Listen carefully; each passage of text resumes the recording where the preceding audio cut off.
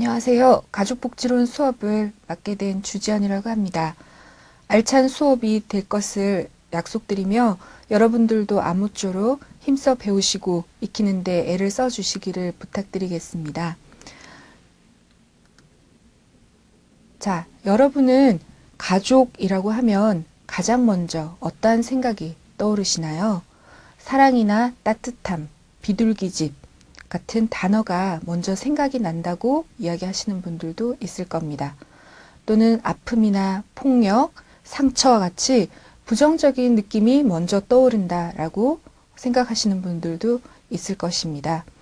또 누가 가족인지, 누구를 가족에 포함시켜야 될지 이런 것들이 명확하다라고 생각하시는 분들도 있을 것이고요.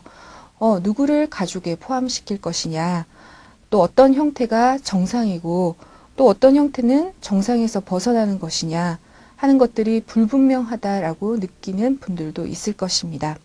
이처럼 가족에 대한 이야기를 정리해서 하는 것은 굉장히 어렵습니다. 왜 그럴까요?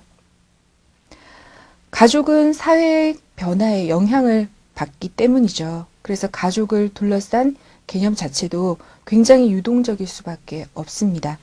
그러면서 우리의 의식 안에 자리 잡고 있는 가족의 모습도 획일적이지 않게 된 것이죠. 하지만 우리는 이런 모호함 가운데서도 우리 나름대로의 가족에 대한 이해를 도모해야 될 그럴 필요가 있습니다. 좀 전에 말씀드렸지만 가족은 사회 변화에 영향을 끊임없이 받고 있다고 했죠. 그러면서도 꾸준히 지속되어 온 역사적으로 가장 오래된 사회 제도다라고 할 수 있습니다.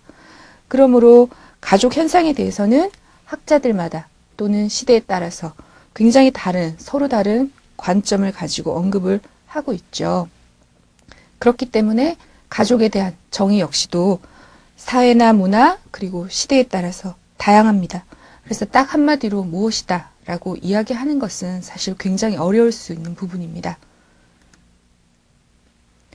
기본적으로 가족에 대한 시각은 크게 두 가지로 구분을 할 수 있는데요.